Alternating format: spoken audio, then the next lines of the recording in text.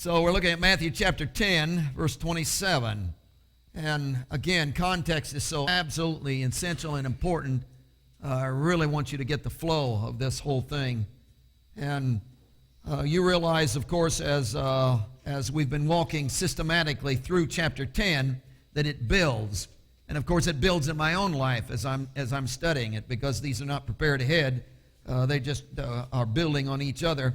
And we must glean the truth of Matthew chapter 10, verse 27 through 31, as it's seen in the context of what he's saying in the previous verses. But I want to read them. Matthew chapter 10, verse 27. Whatever I tell you in the dark, speak in the light. And whatever you hear in the ear, preach from the housetop. And do not fear those who kill the body, but cannot kill the soul. But rather fear him who is able to destroy both soul and body in hell. Are not 2 sparrows sold for a copper coin? And not one of them falls to the ground apart from your Father's will. But the very hairs of your head are numbered.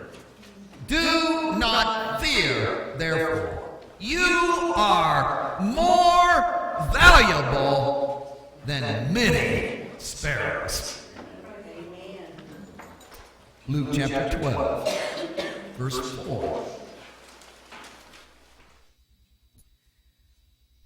And I say to you, my friends, do not be afraid of those who kill the body, and after that have no more they can do. But I will show you whom you should fear. Fear him who, after he has killed, has power to cast into hell. Yes, I say to you, fear him. Are not 5 sparrows sold for 2 copper coins, and not one of them is forgotten before God? But the very hairs of your head are numbered. Do not fear, therefore, you are of more value than many sparrows.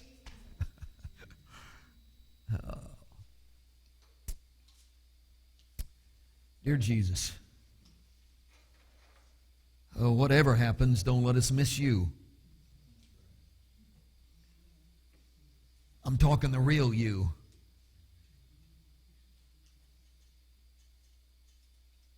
Don't let us get some concocted picture of what you are and miss you.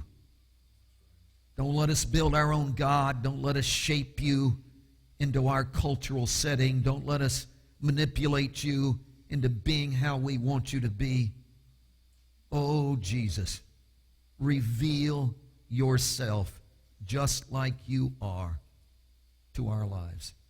Leap out of the pages of the Word of God, we pray thee, in the name of Jesus.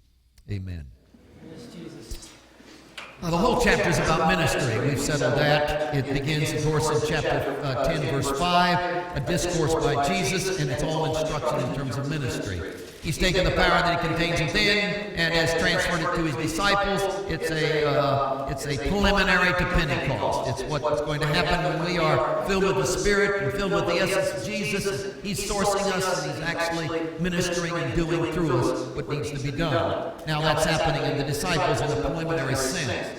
As he moves into this, the idea of persecution is brought up. There's no question about that. The idea of persecution. The difficulty is that the statements of persecution are very, very, very strong. You'll notice in verse 16, he starts out with the persecution in terms of the imagery of what it is to be persecuted. Sheep in the midst of wolves. He tells us he's sending us out like that. They have become apostles, meaning sent ones, and therefore they are sent out as sheep in the midst of wolves.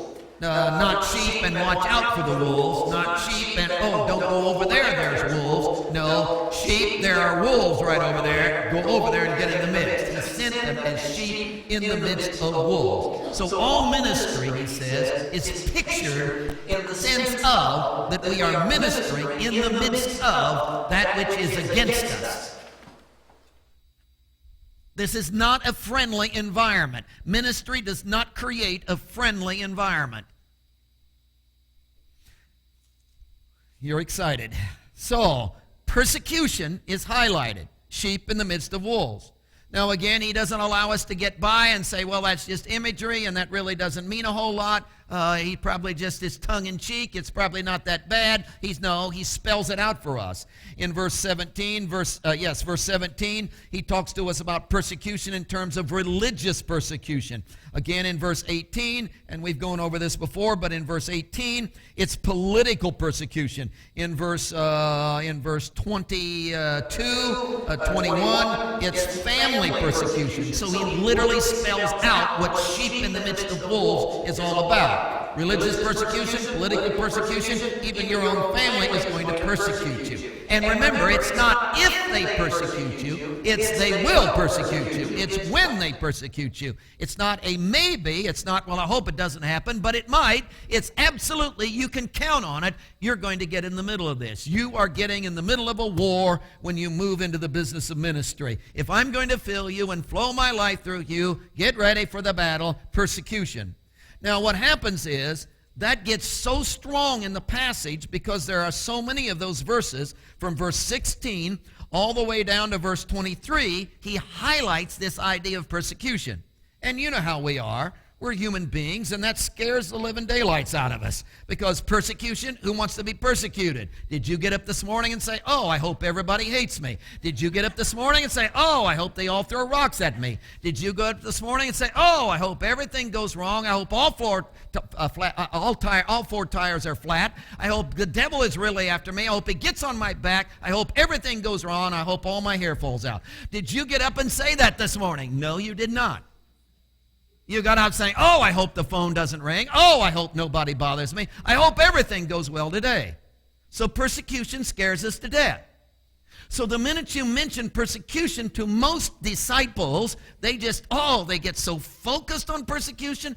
They get so wrapped up in persecution, the very idea of persecution. Oh, I wonder, well, who's going to? Oh, what's it going to? Will it hurt? We're all wrapped up. We get really focused on persecution. Now, he comes and says, don't do that. There's going to be persecution. I'm telling you that as a fact. But don't get wrapped up in persecution. Don't get focused on persecution. Because if you do get focused on persecution, you're going to get all wrapped up in, well, who's going to do it? How can I get back? You're going to get, how can I avoid it? You're going to get all wrapped up and focused on, you're going to begin to resist. You're going to begin to tighten your muscles. You're going to begin to lean against it. You're going to begin to fight. And I don't want you doing that. You might end up turning into a wolf yourself.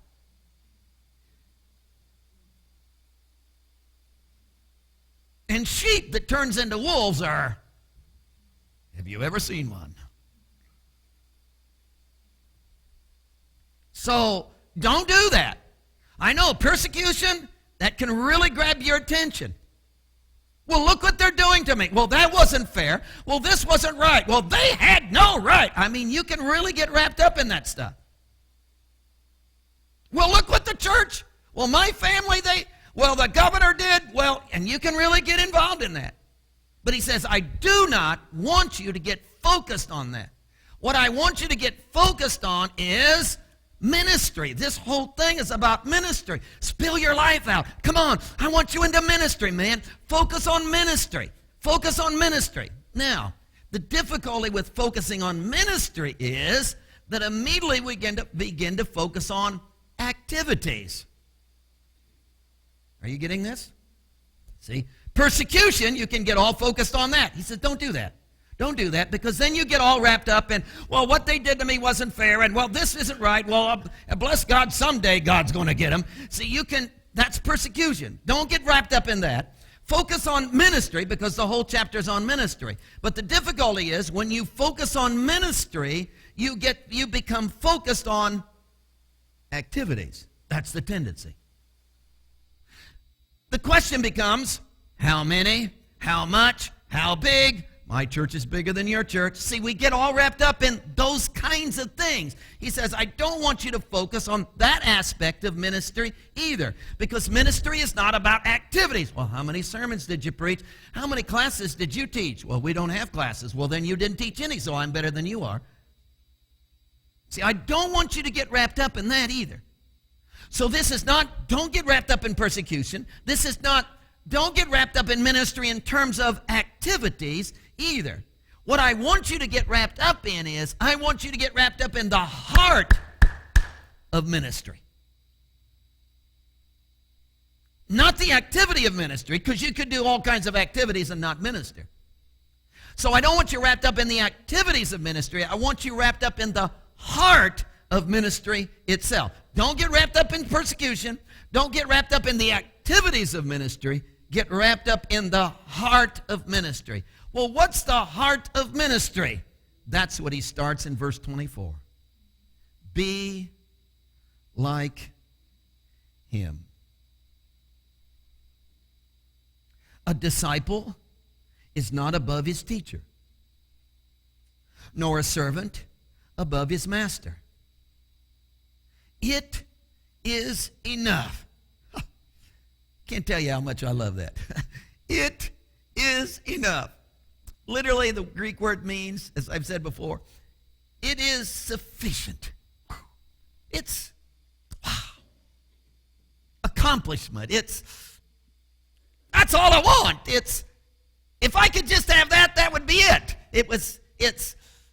That would be the top of the ladder. That would be, whoo, I've arrived. That would be, kick your shoes off, lean back, this is the place. It would be, whoa, I've come home. To be like him. That's the top. That's the dream. That's the goal. That's the passion. That's not the ideal. That's the reality. That's the, wow, this is what, be like him. Be like him. Again, verse 24. A teacher is not a disciple is not above his teacher. A servant is not above his master. It is enough for a disciple that he be like his teacher, and a servant like his master. If they have called the master of the house Beelzebub, how much more will they call those of his household? So the goal, the passion, the heart of ministry is not activities. And don't get all wrapped up in the persecution thing. It's going to be there. People aren't going to treat you right. Hey, that's the way it is.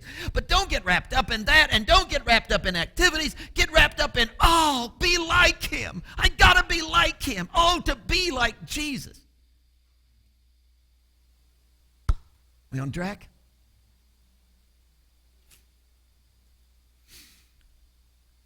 Okay, being like Jesus, what does that mean? Not imitate. Do you see how stupid it would be to imitate Jesus? In a different cultural setting? With a different thought process? 2,000 years ago? Do you see how ridiculous it would be to live in a generation that's got websites and all the technology we've got, and to imitate a Jesus of 2,000 years ago?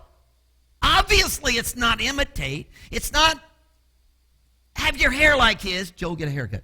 It's not have his hair like his. It's not wear sandals like he does. It's not, get off that. See, this is not WWJD stuff. See, that's not what he's talking about. We are to be like him. In fact, he says, to be like Jesus, verse 26, does that scare you?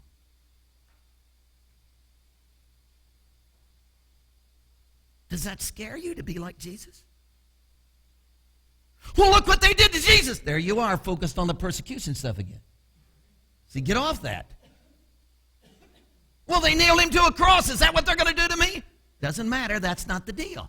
We're not focusing on that. Well, they didn't treat him. We're not talking about that. Be like him, not in activities. Does it scare you to think about being like him? What would it mean to be like him? Let me give you the three things that were a part of verse 25 and verse 26. To be like him is a state of being. So we're not talking about activities. In the grammar of verse 26, and we'll not get into that, but the grammar says it's a state of being. The state of being.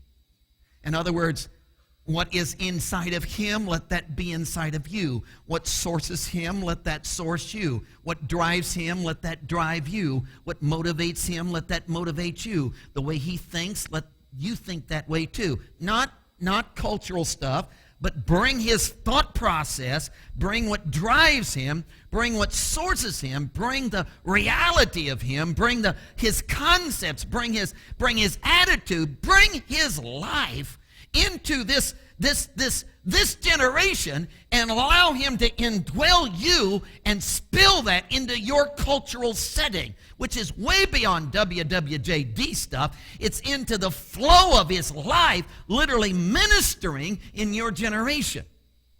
So it's a state of being that he's talking about. Well, what is that state of being like?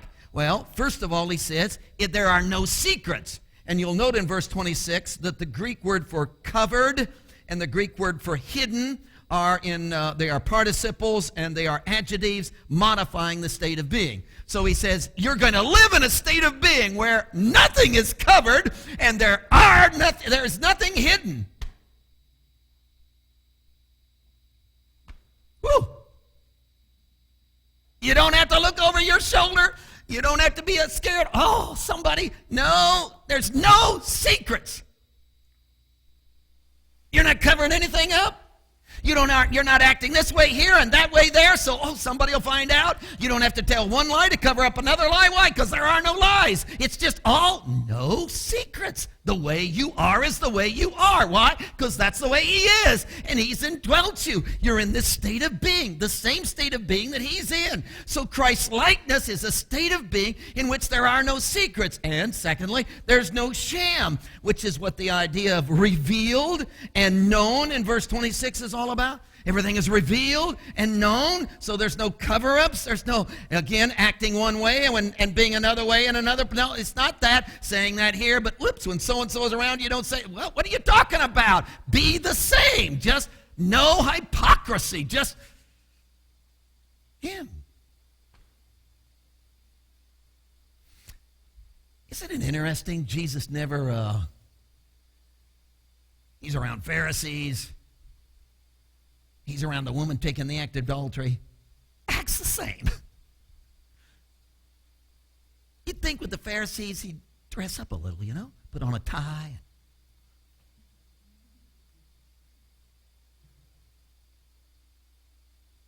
Always the same. State of being. Okay, let's back up. Don't get focused on the persecution. There'll be persecution. Count on it. But don't get focused on, well, look how no, get off that. Well, they shouldn't have. We don't care. Don't focus on that. What am I focused on? Ministry. Well, what is ministry? Activities? No, don't focus on ministry activities. Focus on ministry, which is what? A state of being which is like him. Be like him. Be exactly like him. Verse 26. In this state of being, he says, verse 27, you know what will happen? What was going on in Jesus in this state of being was intimacy. In fact, he was so intimate in this state of being, and this is where ministry came from. This is so fantastic. He was intimate with the Father until he could hear the whispering of the Father in his ear. He was so intimate with the Father that in the secret moments, the Father revealed stuff to him.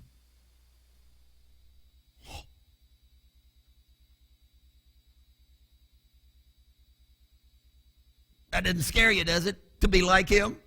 Well, how was he? Intimate with the Father. And in the intimacy of the Father, the Father revealed himself.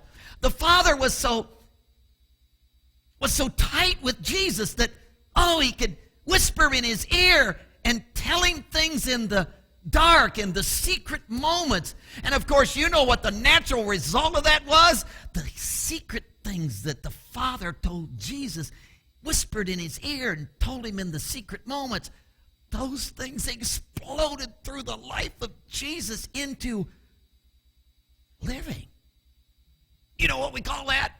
Whoa, ministry. That ministry is not, we went to church, I preached. Ministry is the explosion of the intimate things that God is doing in my life being revealed to my world.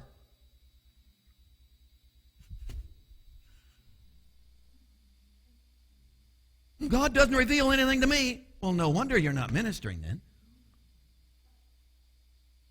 Well, he doesn't say anything in my ear. Well, then no ministry is happening. Because it's when he whispers in his ear, in your ear, and that revolutionizes, that cuts you to the bone, that surgery kind of stuff, that changes your life. You're whole, you see, you whoa, you wow, you just, oh, and all of a sudden, well, not all of a sudden, in the flow of all of that, it begins to spill into your whole relational living, which is ministry. Don't focus on persecution. Well, look what they did. No, get off that. Don't focus on ministry activities. Well, I've taught so many. I've been on the board for. No, get off that. Focus on ministry that is a state of being that he had. What was the ministry state of being that he had? It was intimacy with the Father. No secrets, no sham. He had such intimacy with the Father that the Father could whisper in his ear. And when he whispered in his ear, oh, in the dark moments, in the secret moments, God revealed himself to Jesus. And in the intimacy of the Father and the Son, it began to spill through the life of Jesus until we walked around and said, whoa, he's the visible image of the invisible God. That was ministry. Now, Jesus in verse 28 down through verse 31 says, I want to paint a picture for you. If I'm going to be intimate with the Father, like Jesus is intimate with the Father. By the way, the picture that he paints has a frame. What's the frame? Jesus. And what picture did Jesus paint that he framed? Visible image of the invisible Father. So when you looked at Jesus, you saw this picture. Oh, that's what God is like. That's right. In the framework of the person of Jesus. Because he was intimate, sourced by the Father. So the Father lived in Jesus, whispered in his ear, told him secret things in the night hours. It exploded through his life on the housetop, proclaimed in his life experience, and everyone who was around Jesus knew exactly what the Father was like because he painted the picture of the visible image of the invisible Father, and the life of Jesus was the frame of that picture. That makes sense? Now, if he's the frame and he is intimate with the Father and the Father's whispering in his ear, what? And I'm going to be sourced with that same Father. What is that Father like? Does he yell a lot? When does he get mad? Does he get up grouchy? What is the Father like? If I'm going to be intimate with him, and that's the key to this whole thing, I want to know who I'm going to get intimate with. What's his attitude like? Is he consistently the same? What's he like? Well, we could give you all the omni-qualities of the Father. Well, those would scare you to death. He's omnipresent. Brother, never a moment apart from him. That's right. He is all-knowing. Oh, brother, you can't hide anything from him? That's right. He's all-powerful. Well, it doesn't do any good to fight against him. That's true. So you got all of these, but all of those things are all controlled by who he is. So if he's all-powerful, you don't want to make him mad. Or a better question is, can you make him mad? Does he ever get mad? Well, the Bible talks about the wrath of God. What is he like? Jesus says, words of Jesus now. I want to paint a picture for you. The one you're going to be intimate with. Let's back up. Persecution, don't get wrapped up in that. It's there. Ministry, yeah, focus on that, but not activities. Don't focus on that. Focus on ministry as a state of being that Jesus had. And the state of being he had was no secrets and no sham, no hypocrisy, always the same. And the reason that was true is because his life was a frame of the revelation of the Father, because he had intimacy with the Father who spoke in his ear and gave him things in the dark, secret moments, and that just exploded in his life and revealed the Father. That's ministry. I want that for you. And if you're going to be intimate with the Father, what's he like? He says, let me give you the picture of him. Look at this. It answers 3 questions. I want to give you 3 questions. What is my value to the Father? Look at verse 29. Are not 2 sparrows, by the way, sparrows there, in the Greek language, it's any small bird. So they didn't know about sparrows. We have sparrows. They didn't have sparrows. So it's any small bird. 2 sparrows sold for a copper coin. Now, if you look at the Luke passage, he says, and in verse 6, and 5 sparrows sold for 2 copper coins. That's a better bargain, so let's go to Luke. See, if you were rich, or if you were just middle class, rich or middle class, you offered a lamb as a sacrifice. If you were poor, didn't have much, you would offer a dove. Joseph and Mary offered doves. If you were rich or middle class, you offered a lamb. If you were poor, didn't have much, you offered a dove. If you were really poor, really, really poor, as in homeless and no job, you offered a sparrow. You could buy a sparrow, 2 of them, for 1 copper coin, which was equal to 1 penny in our currency. You could buy 5 for 2 pennies. Actually, you bought 2 for 1, you bought another 2 for the 2, and they were so cheap they just threw the 5th one in. Because you bought so many. Hey, take another. In other words, you could get 1 sparrow. The reason you couldn't buy 1 sparrow for 1/2 cent is they didn't have 1/2 cents. So you had to buy 2 for 1. Because they were so cheap that 1 sparrow only cost 1/2 of a penny. When I walk around town, I look down. Why? To find pennies. They're laying everywhere. I pick them up. In fact, if you'd come up to my room, you'd find I've got this water jar that's about this size, and it's about that tall. I've got it half full of coins I've found.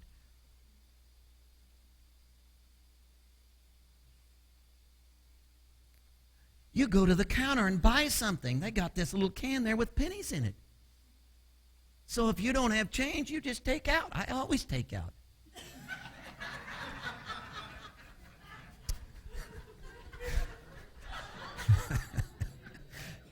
Well, don't look at me like that. You do too. A 1/2 penny, a sparrow, cheap, not worth much. I mean, it's nowhere. A sparrow has absolutely no value whatsoever. A sparrow, he says, get this, gets the whole entire attention of the Father.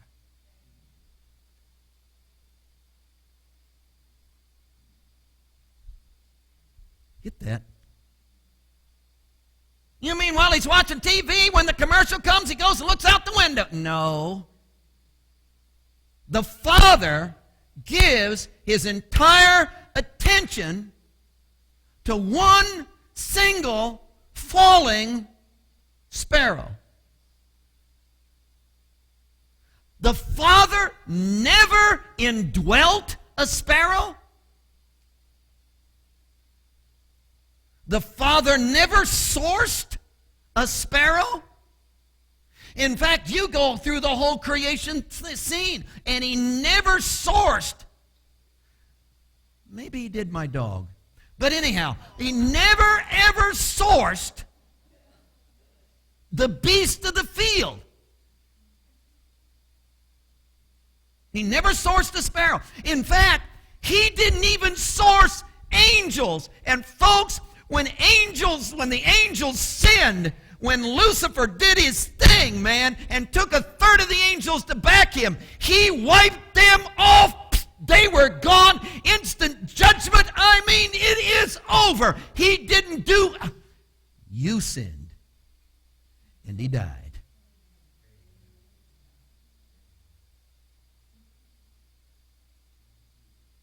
He says, I want you to get this. One sparrow worth half a cent. And God gives, never indwelled it, had no value to him, wasn't in his image, didn't die for it, didn't know, had no redemptive, no. A sparrow got his whole entire attention of God. And did you get verse 31? You are of more value than many. Mucho. Oh, no Hispanics here.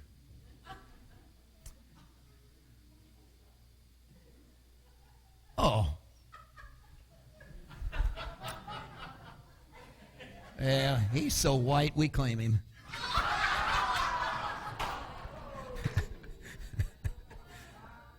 Oh, don't miss the point here. Think of it, many sparrows. Many.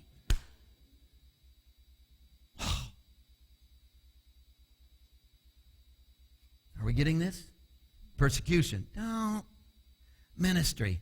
Not activities. State of being. What's the state of being? Jesus framed the thing. Indwelled. Intimacy. State of being where there's no secrets and there's no sham, and you're indwelt by the Father and you're intimate with him, and he speaks in your ear and reveals things in the dark hour, and it literally explodes through your life into living, and that explosion is called ministry.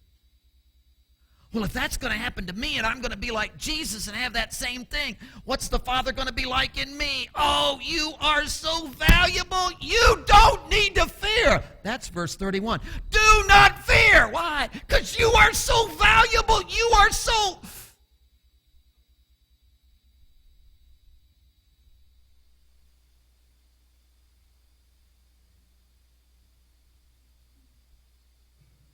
He would never hurt you.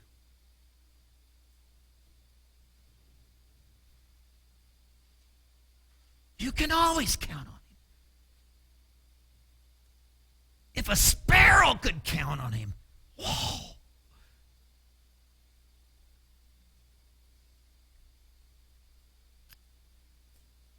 Second question. First question, what is my value to the Father? Second question, what is the Father's involvement in my life? If I'm going to be involved with the Father, he's going to fill me, and he's going to tell me things in the night hour and whisper in my ear and tell me things in the dark hour and explode that through my life and produce ministry until his face is going to be seen in my community, just like it was done in Jesus. Oh, forevermore. What's he like? Oh, he is in love with you, and he values you so much. In fact, he is absolutely, totally involved in your life. Look at verse 29. Are not 2 sparrows sold for a copper coin? Half a cent. 1 sparrow. Get this. Look at the next statement. And not one of them falls to the ground. Not one. We're talking one here.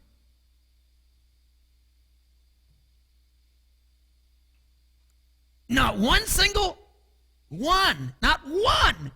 I'm not talking half a dozen. I'm not talking dozens. I'm not talking, well, that whole flock just dropped out of this. No, I'm talking one. One.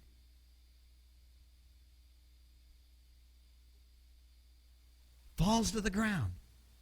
Now, this is a little confusing here, but look at the statement. Not one of them falls to the ground apart from your Father's will. Now, I had trouble with that. In other words, one of them falls to the ground, and it was the Father's will. And then I remembered back. Got my first BB gun. Oh, there went some sparrows. Oh, was that your will, Father? Oh, my. I was an extension of the Father's will. No. Is it the Father's will for sparrows to die?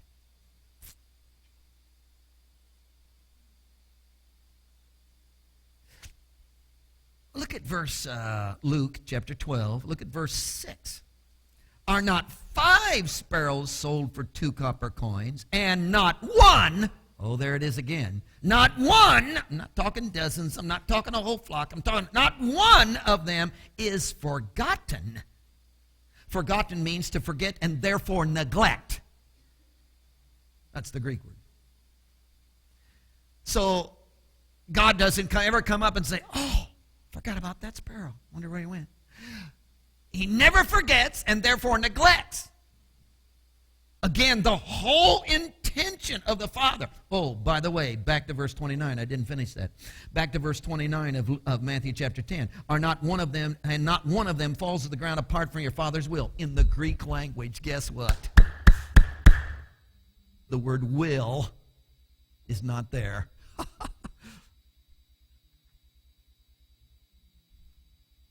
Don't blame me. I didn't write this thing. Not one of them, so what it says is this, not one of them falls to the ground apart from your Father.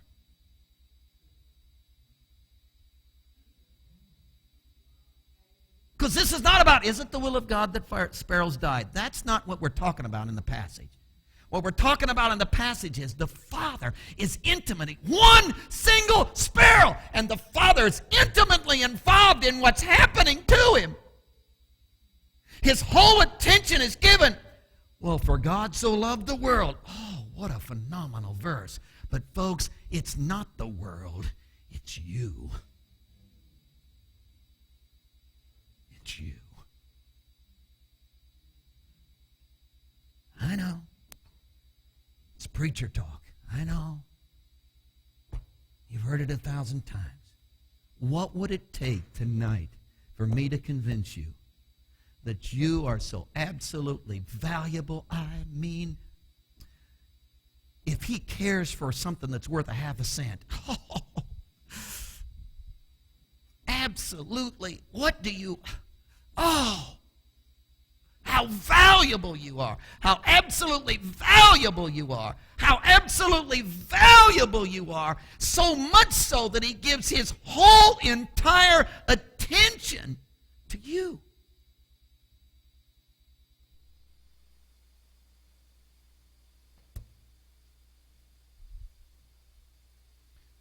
Back up. Sorry. Don't mean to treat you like you're ignorant, but I know how easy it is to give off focus. Persecution, don't get wrapped up in that. How they treat, no, doesn't matter. Just focus on ministry, not activities. How many times you preached, how many times you, no, don't get focused on that. Focus on the heart of ministry. What's the heart of ministry? Jesus had it. The heart of ministry was intimate with the Father. It was a state of being, of intimacy with the Father, where there was no secrets and no sham, and the Father was whispering in his ear and giving him revelation in the dark hours, and it exploded into his life, into this revelation of who the Father was to his world. That is ministry. That's what I want you to be like. I want you to be like I am, with that kind of intimacy with the Father that explodes in your life with this, revelation of his face. That's what I want for you. Well, if I get that, what will it be like to be intimate with the Father? Oh, you are so valuable. He cares so much about you. It is incredible. In fact, he is so involved with you that his whole attention is given to the number of hairs on your head.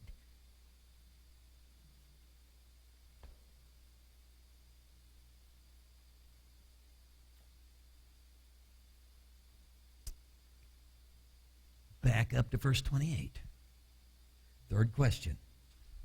Well, whom should I fear then?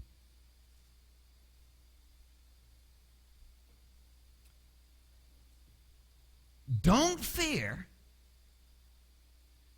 being like me, Jesus says. That's verse 26. Therefore, do not fear being like me. Don't fear that.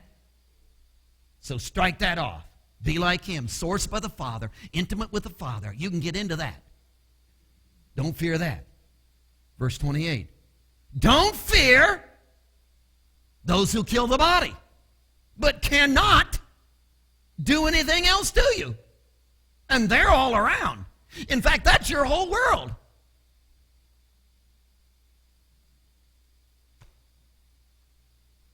That's why we preach and believe in death to your self-centeredness. Because if you truly, truly die to yourself, how are you going to hurt a dead man? See, when you say, well, they hurt my feelings. Well, how are you going to hurt a dead man's feelings? Could you be so focused on him that your feelings are not your feelings, they're his feelings? Is that a possibility? So don't fear the ones who can hurt the body, kill the body. Well, if I'm not going to fear being like you, and I'm not to fear in verse 28, the ones who can kill the body, who should I fear? Oh, look at Luke chapter 12. Verse 5. I will show you whom you should fear. Fear him who after he is killed has power to cast into hell. Now, here's where the disagreement comes in. Is he talking about God? If you believe that the one he's talking about, who can kill the body and cast you into hell forever, if you believe that, you will be in line with 99.9% of the Bible scholars. In fact, if you have my translation, which is the New King James translation, you will note it's capitalized, the word him, which is a reference to God. So the ones who translated this interpreted it to mean that he's talking about his Father. You should fear the Father, who can kill you and cast you into hell.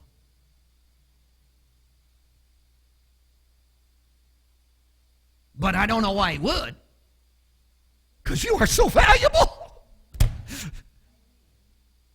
the number of hairs on your head and totally focuses on you?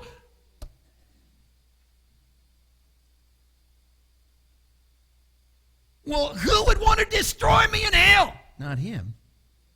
Who would want to kill me? Not him. You only got one other choice. In fact, Jesus called him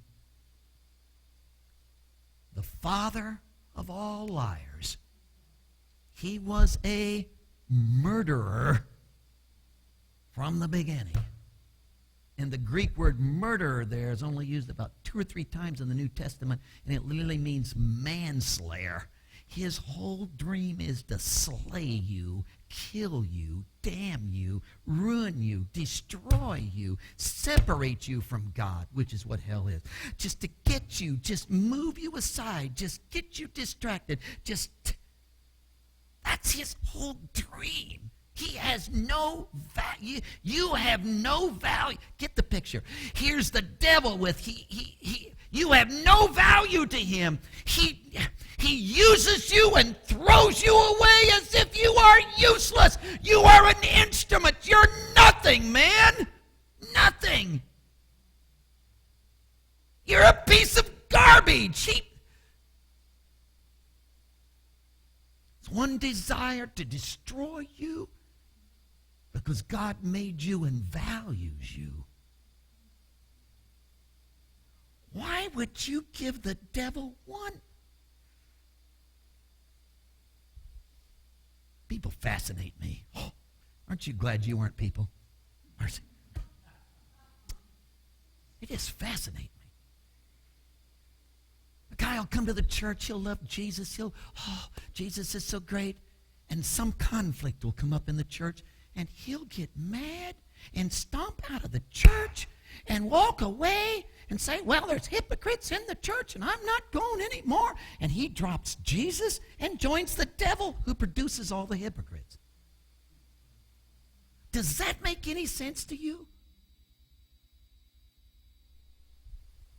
If I was going to hate somebody, if I was going to fear somebody, if I was going to, I don't want anything that has to do with, I'm not talking about right and wrong. I'm talking about anything that has to do with, I'm not talking about good or bad. I'm not talking about rules. I'm talking about anything that has to do with him I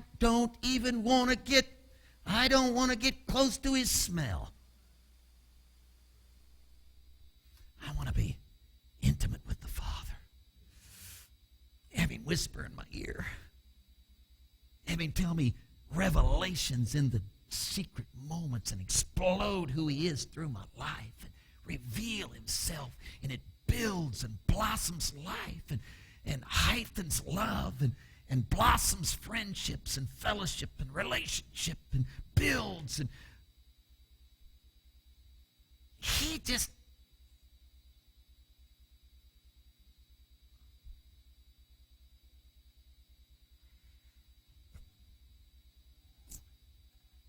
Jesus,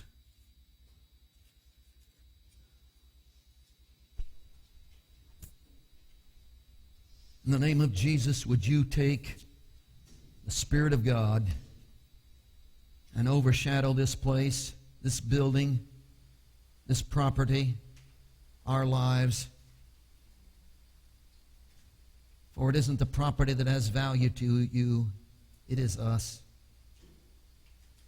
And would you intimately, aggressively move into the depths of our lives and so cleanse us and so clarify and become so intimate with us that you can whisper in our ear and you can give us the revelation in the night hours, and it can explode through our lives and bring a revelation of your face to our world that would be ministry. Don't let us become so focused in programming that we put on nice programs and miss the explosion of your life through our being because we are intimate with you. Don't let us get wrapped up in persecution and what people do or don't do. God, we pray that we could become so intimate with you that your life, you whisper in our ear and you explode your life through us into our world.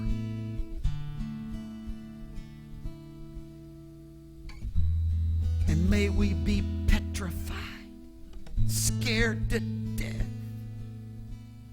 until that fear drives us to you and drives us to intimacy, because it's the only chance we've got. You, Jesus, may we be so afraid that we would never step outside the circle of your presence. We'd never want one single moment when we are not aware of your being. We would not for one split second think of even breathing one moment without your intimacy in our lives. Because we are so afraid of everything that's outside of you that destroys and ruins. And the only safe place is in your embrace.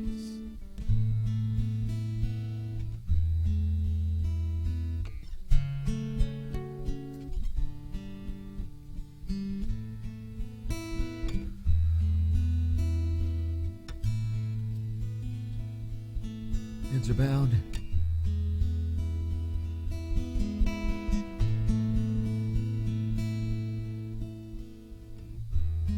Moments of response. Altars open. Well, I'm afraid to go. Why on earth would you be afraid to go? Well, what my friends, don't fear those who can kill the body.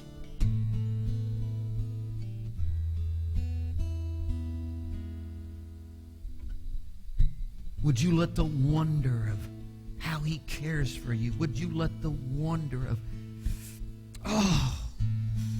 how far he's gone for you, how much he's involved with you, how detailed he is in his concern for you, would you let that capture you? And would you look at the other side and see nothing but destruction? And would you run tonight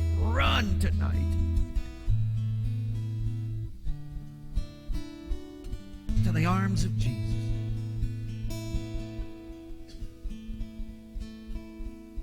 And would you not tolerate one single thing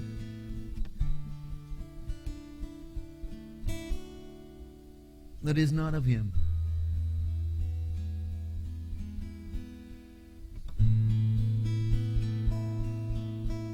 He's pulling you tonight to himself.